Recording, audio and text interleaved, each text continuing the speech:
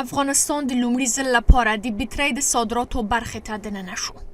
په لومړۍ جوپه کې د شاوخوا 40,000 آمریکایي ډالرو په ارزښت د ایران 22 ټنه بیټرۍ عربي متحده امارات او سعودی عربستان ته صادریږي.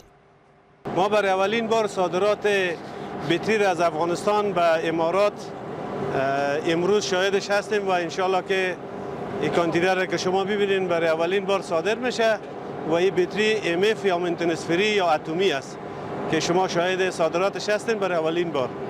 د قانون او صنایع خونې چارواکي وایي دمګړی په هیواد کې د بیټرۍ د تولید په برخه کې شاوخوا 110 میلیون ډالر پانګونه شوې چې د 11 تولیدي کارخونو کې د لږ تر لږه 1800 تن لپاره کاري زمینه برابره کړې ده.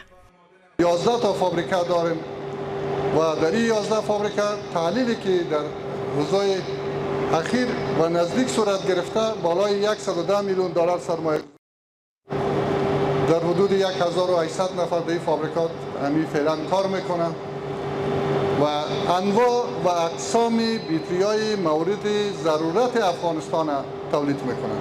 امیدواریم که واردات بیتری کم بشه که ما فابریکات داریم که سر پای خود استاد بشه و ما در بخش بیتری خودکفا هستیم و خواهیم بود.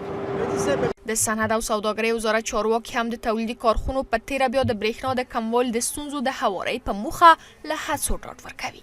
اسلامي امارت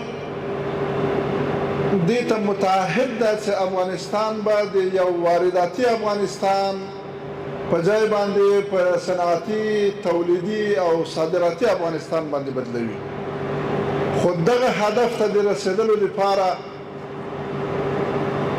د اسلامي امارت لپاره د هغو سرمایه گزارانو او تاجرانو چې هغوی دلته پانګونه کړې او یا هغوی دلته پانګونه کوي د دوی ملاتړ ته اشد ضرورت. برگزاری نمایشگاه‌های بیرون مرزی یعنی در بیرون از کشور مثل ازبکستان، ترکمنستان و سایر کشورهای دیگه این کار باعث شد که تولیدات داخلی افغانستان به شکل درستش به بازارهای جهانی معرفی شود و تلاش‌ها هم به خاطر زمینه‌سازی افزایش صادرات هم خیلی بلند بود.